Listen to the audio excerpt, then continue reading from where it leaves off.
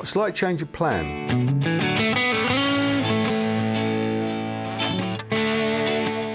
We'll hear the exact same pickups in both guitars.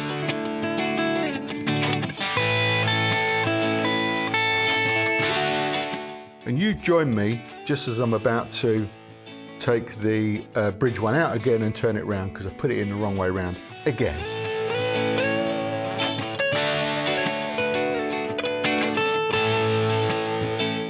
Why does this stuff keep happening? Look.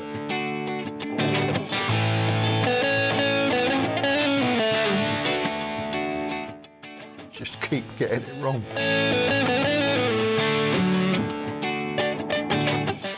It's not that difficult, is it?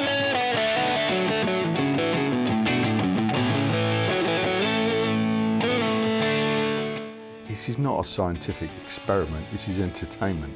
It's gonna be flawed, okay?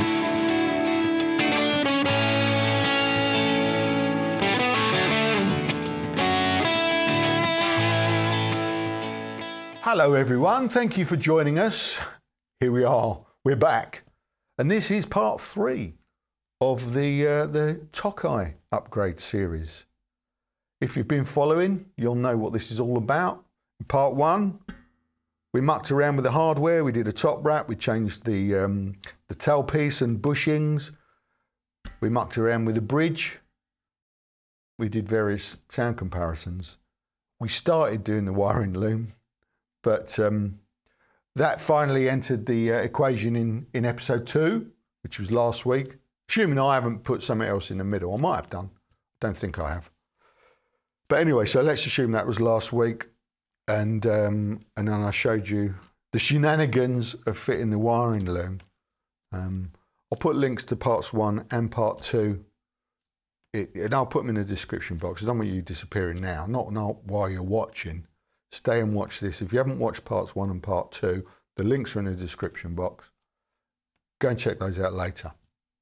For now, we're back. We're back today. No, sorry, I was just saying about last week. And then last week we tried two different sets of custom wound vintage PAFs. Well, man, the guitar's sounding great. Today, what we're going to do is we're going to compare some more common and cheaper pickups to see if we can hear the difference between these Epiphone Alnico Classic Pros. I've got a BurstBucker 1 here, so we're going to borrow a BurstBucker 2 from this, the Epiphone 59. This has got a BurstBucker 2 and a BurstBucker 3, I think, so we'll use that BurstBucker 2, so that we've got then a 1 and a 2. I think that'll work. And I also need a set of Epiphone Probuckers, so I'm going to borrow them from this, the Epiphone Les Paul Standard 50s. Not sure which Probuckers these are, so we're going to find that out as well. Okay, so there you go. Don't forget, timestamps are in the description box, so if you haven't got all day, skip forward to, you know, the playing bits or whatever it is that you're interested in. And if you've got a little bit of time, you know, grab a drink and let's get stuck in. Cool. First things first, I'm going to remove the Monties that are still in it from last week, and I'm going to replace them with these Alnico Classic Pros that came from the 335, I believe. I'm going to put them in, see what they sound like. So while we're doing that, let's have a quick listen and see what the Monties sounded like.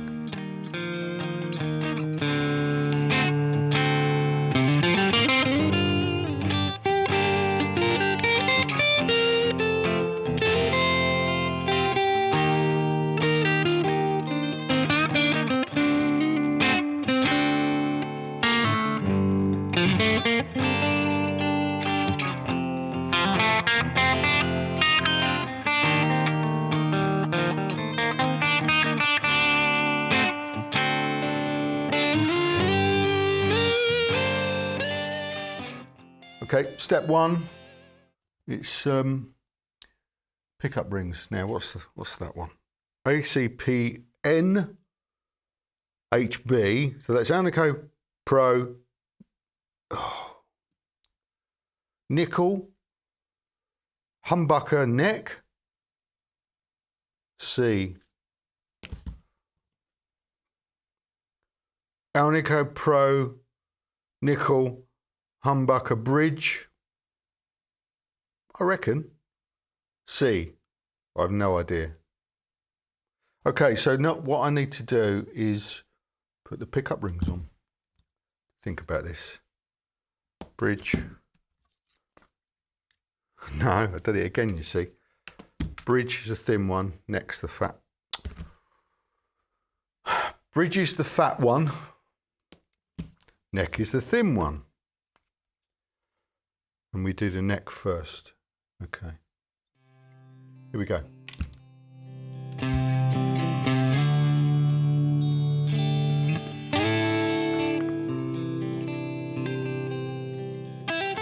Just show you that again. It really does work, that.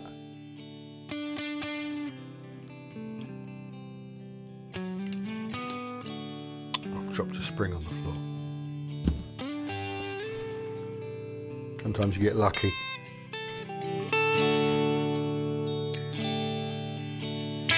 I haven't got my eye in yet this morning. Can't bloody see.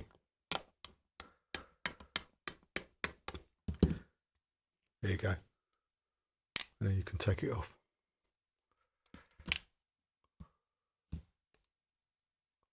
Oh, what's going on there?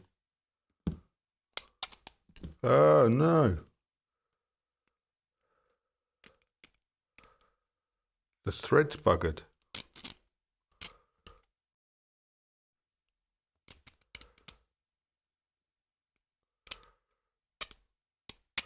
Thread in that pickup's buggered. Why does this not just go easy? For God's sake. Why? Why does this stuff keep happening? Look. Thread in the pickup's gone. I've just said that a few times now. So, okay. First problem, simple job. Put a pickup on. Problem straight away. Thread's buggered in the pickup. Okay, so what to do? Well, what are the choices? You could put a nut on the bottom, I suppose. Probably the easiest thing to do. Just need to faff around with the height and find a nut that fits. Okay. I'm off to find a nut that fits. See you in a bit. Okay, I'm back. Now, it turns out, actually, that's a rookie mistake. Something I should have known. It's obvious if you think about it, that these are made in China, aren't they?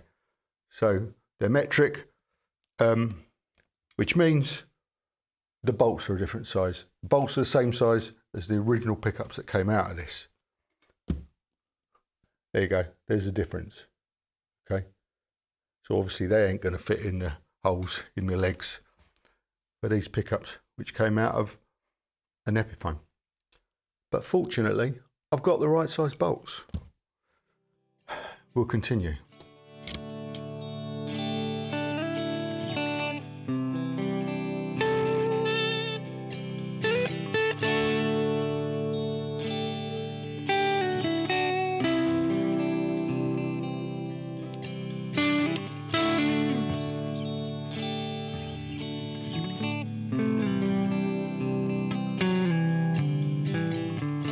Okay, got them on the right pickup rings, the right way round, finally. And I can't urge you enough to check and double check, because I keep getting it wrong. Just keep getting it wrong. Here you go. Let's wire them up.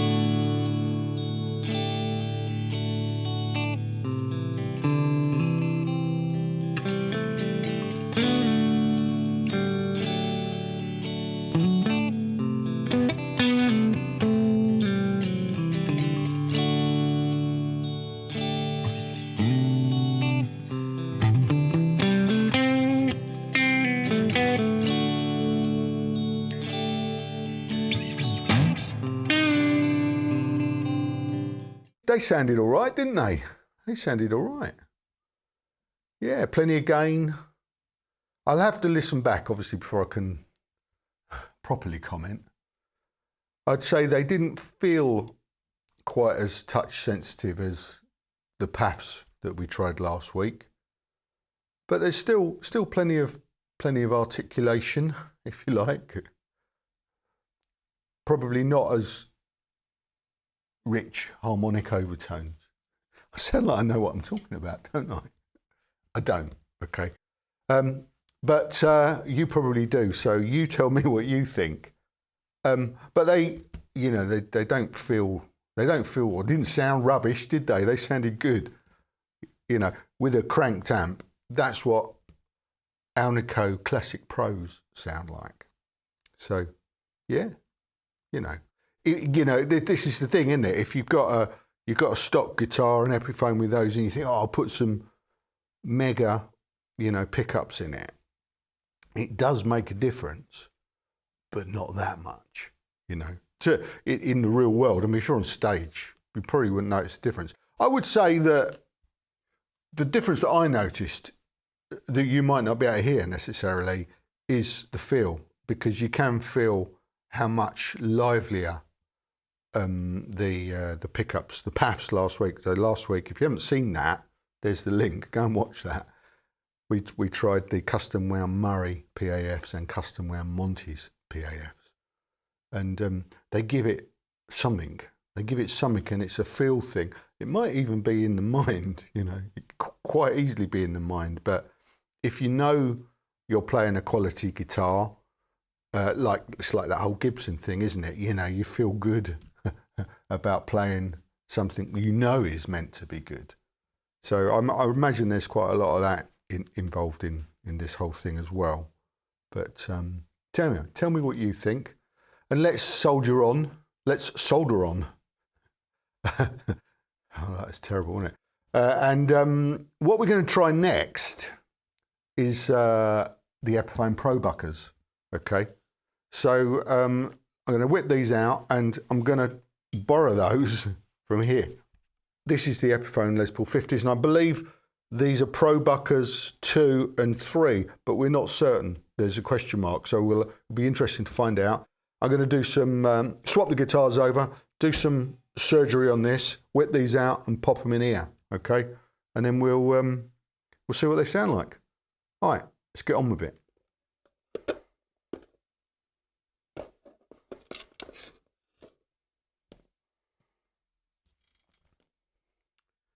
Okay. Now, of course, the thing we know about the Epiphone inspired by Gibson's is they've got quick connectors. So I've got to figure out what I'm going to do with this. Obviously, we can disconnect the pickups just like that. And I'm thinking that they'll come out. You can see there's quite the routing on this is not, it's quite a decent size square hole. I think you can see that on the camera. So I'm going to just try and pull them out, and then we'll have to work out what we're going to do.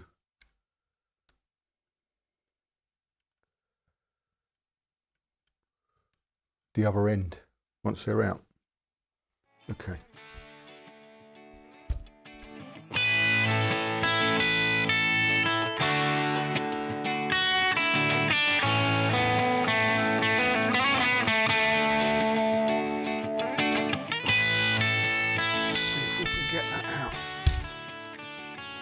Oops, cup's falling out.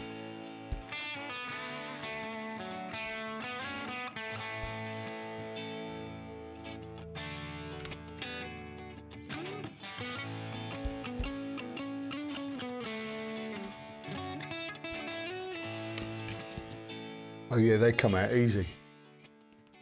Good. That's a relief.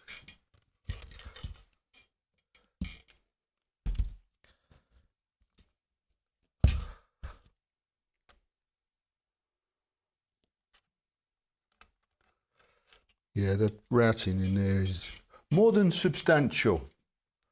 Sorry about the squeaky chair, by the way. Really ought to fix that. Okay.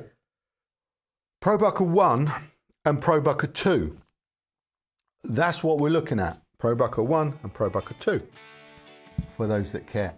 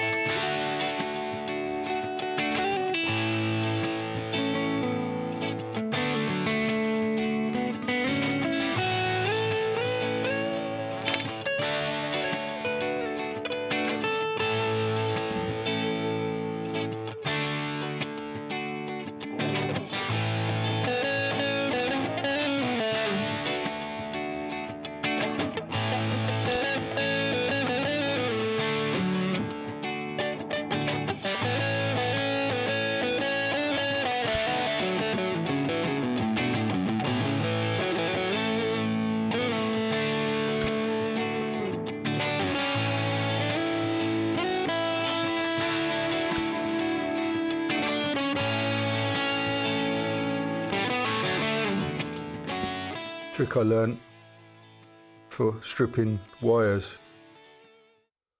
In the first job I ever had.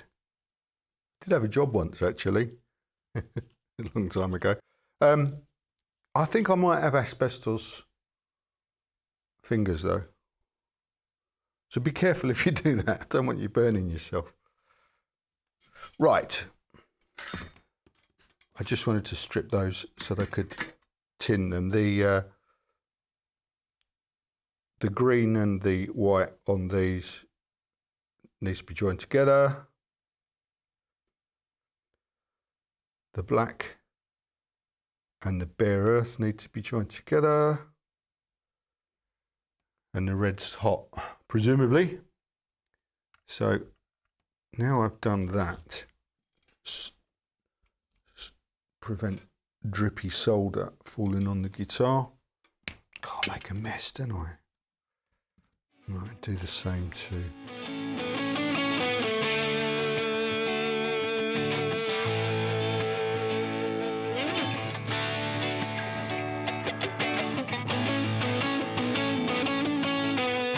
Okay. So now I've done that, just gonna feed them through like that.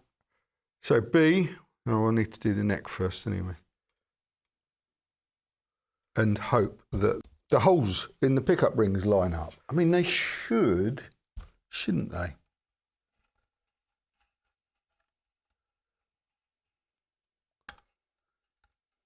Check I'm putting it back in the right guitar. Good. Okie dokie.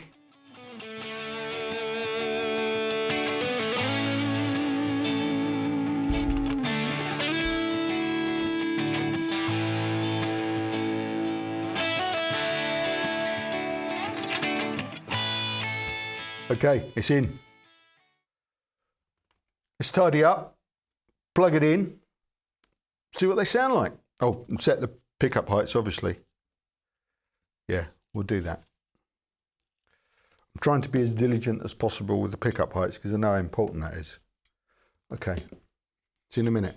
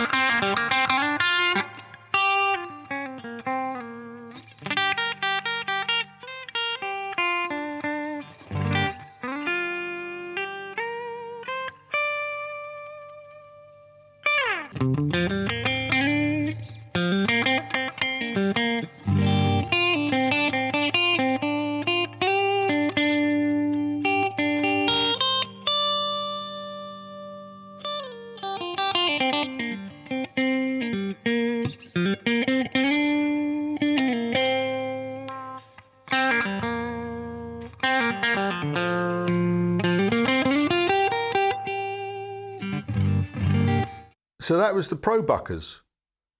Don't know about you, but I'm beginning to hear some differences. I don't know whether they're subtle or not so subtle. We'll do back-to-back comparison, one after another, in a bit after we've done the next set of pickups, so that we can hear. But I think I'm beginning to hear stuff, you know. Anyway, let's carry on. I've nearly said solder on again. Let's carry on. BurstBuckers. Now, slight change of plan. Okay, slight change of plan. What I've decided to do is actually borrow the BurstBuckers from this, the Gibson. Makes sense, doesn't it? We'll hear the exact same pickups in both guitars. Should be fun. So here they are. I took them out just now. I was going to do a whole thing for a laugh. Because I'm always going on about how fragile Gibsons are with their nitro finish. I was going to do a whole thing where I wrapped it up in cotton wool, not cotton wool obviously, but something like that, and do a big thing about what a delicate operation it was.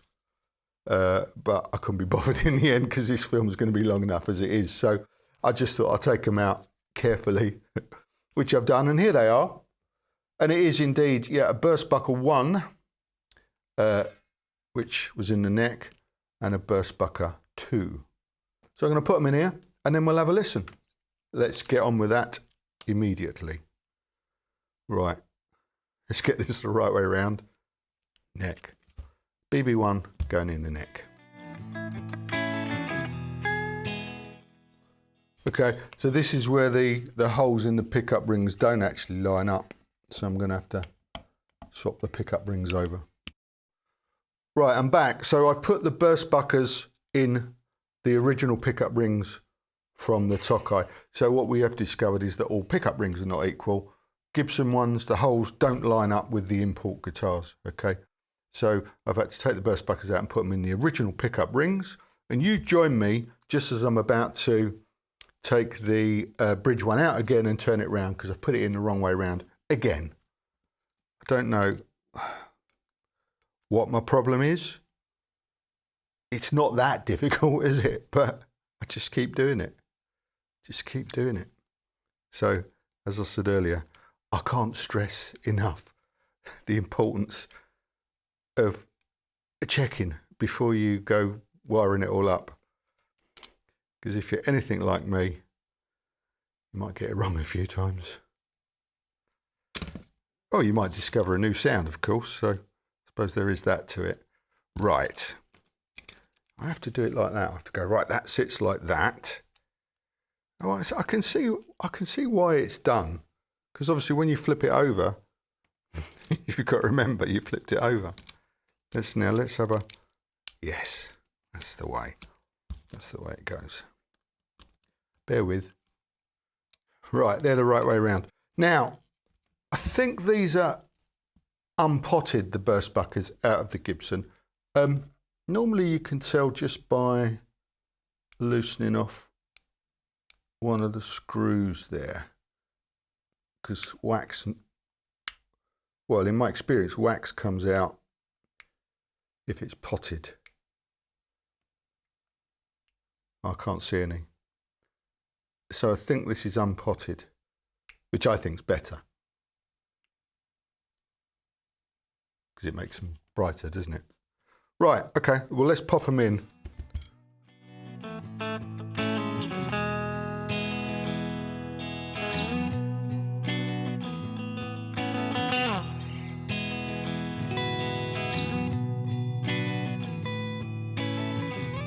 This sticky tape I'm putting on here is, is just to keep the wires in place.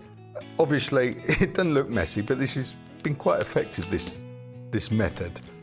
But don't do it if If you've got a nitro Gibson, because that would be a disaster.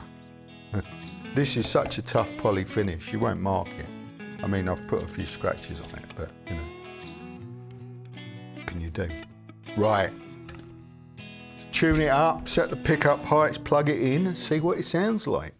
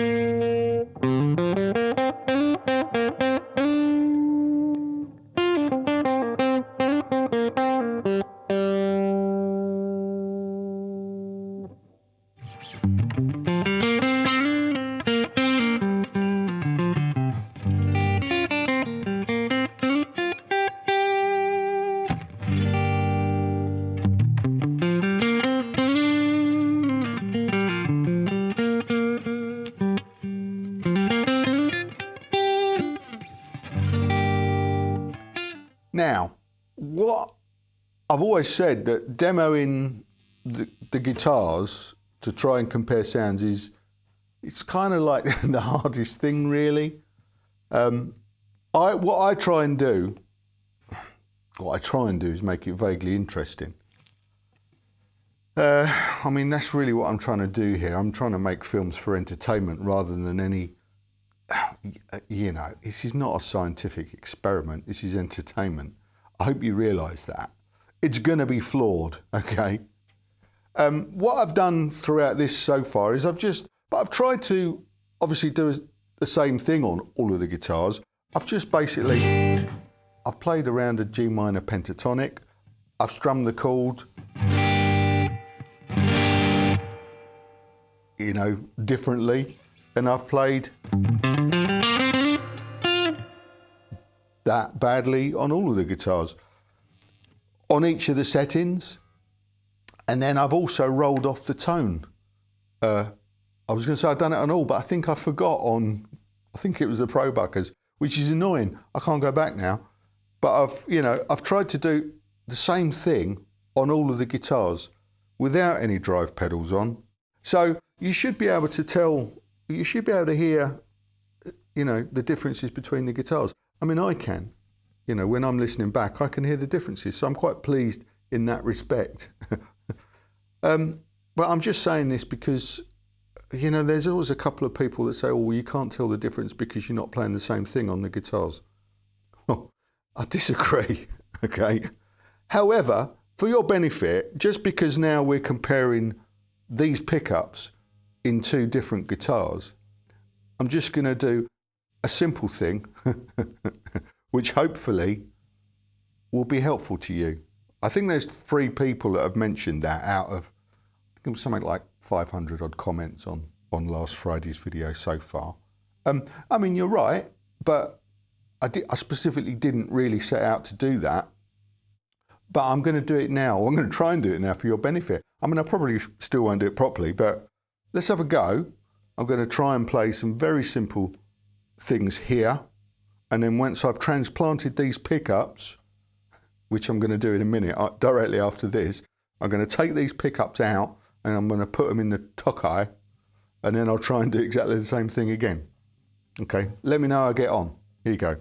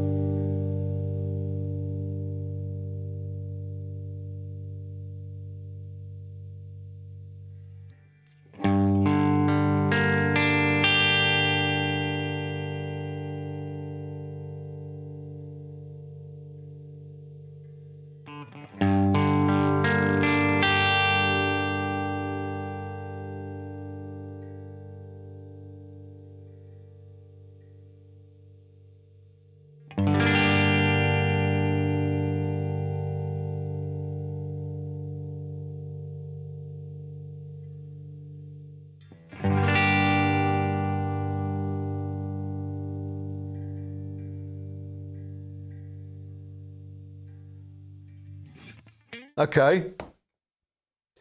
Interesting stuff. I hope you agree. I'm just sort of thinking, obviously, what I'm going to try and do now is sort of wrap this up and try and summarise what we've heard and seen so far today.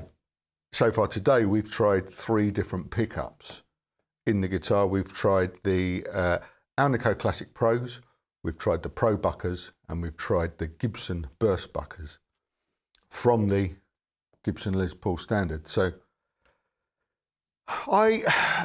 let's have another listen back to back, those 3 pickups, just a short clip of each, so you can just hear one after another. Go.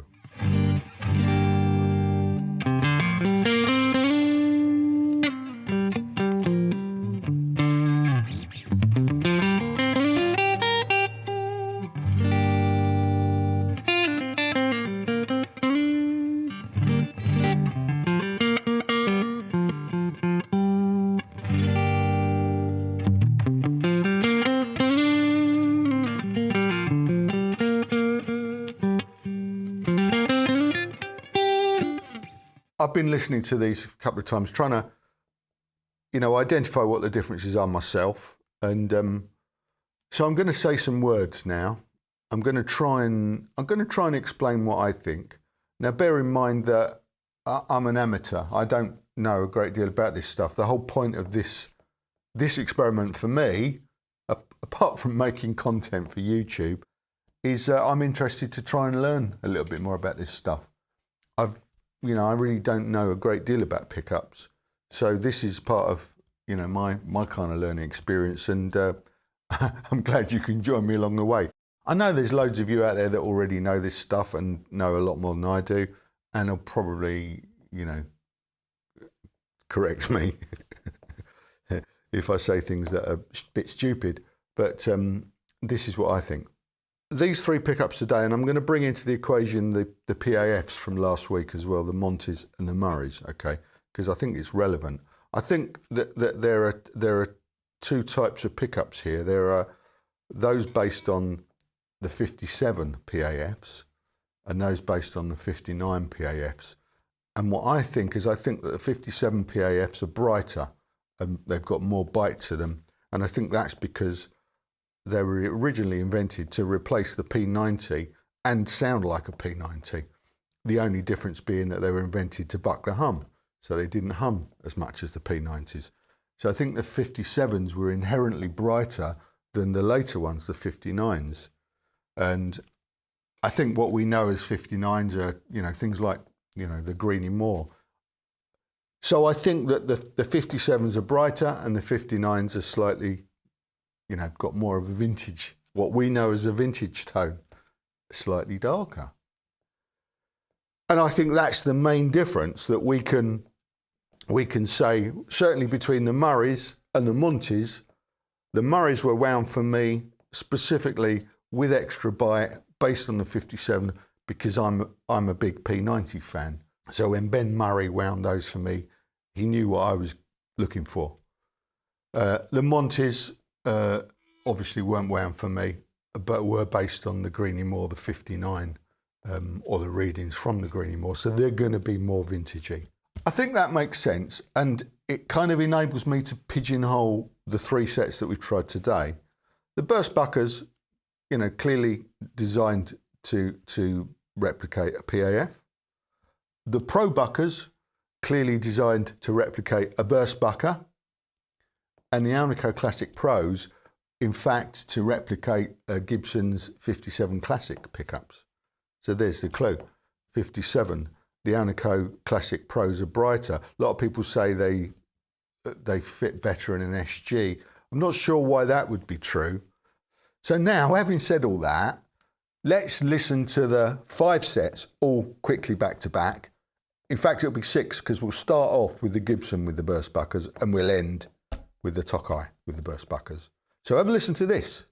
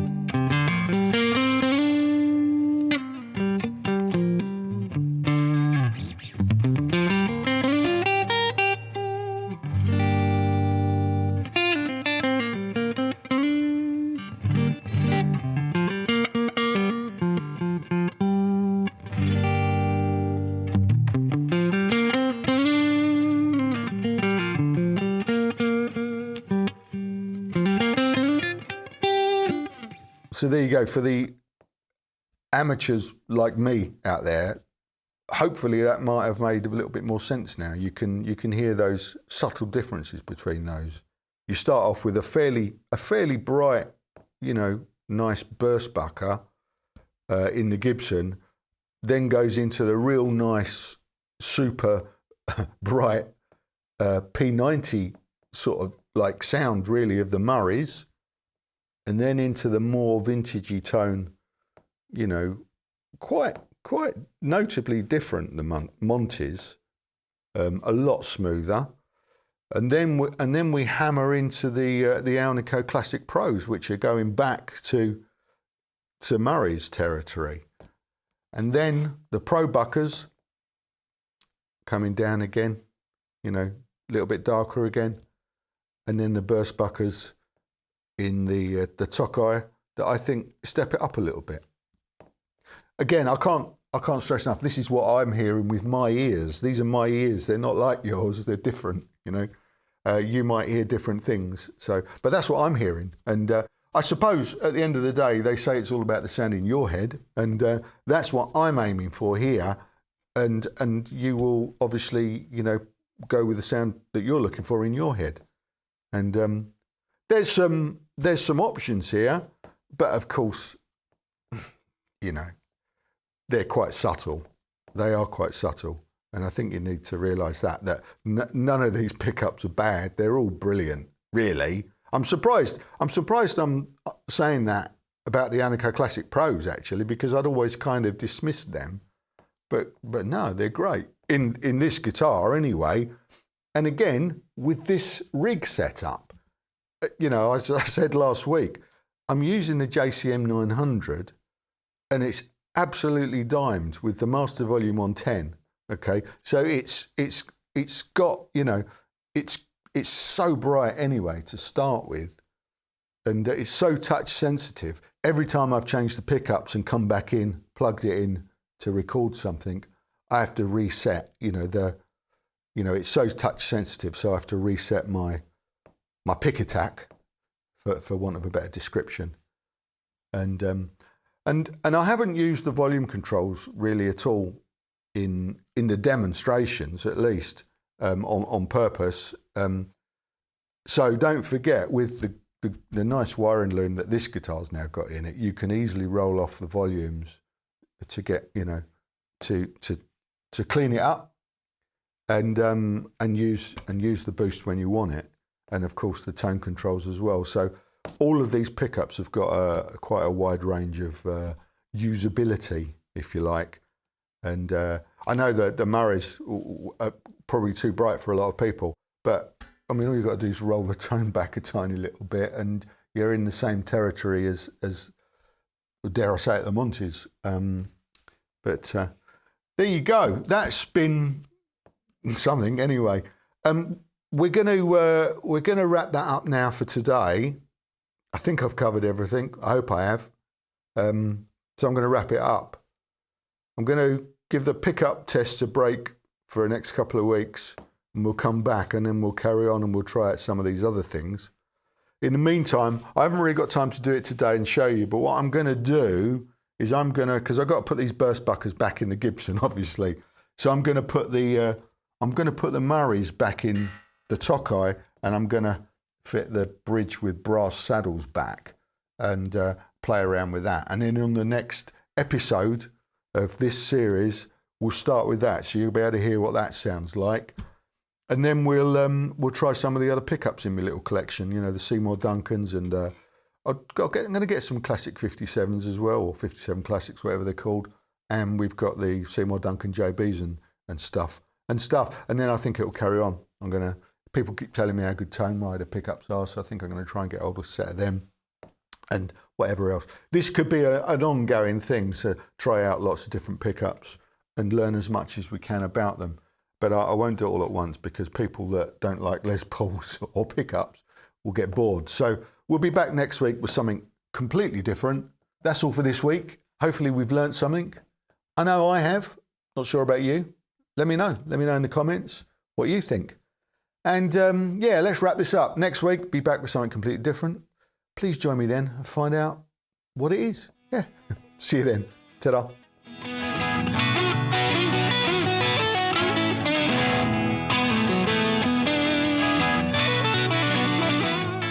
It's me again. Just one final word. I just noticed something that it's quite funny actually. This outro jam, I recorded this right at the end and I didn't notice. I've just been editing it and I just noticed I'm using the wrong guitar. I picked up the Epiphone. Look at the headstock. It says it all, doesn't it? I didn't notice.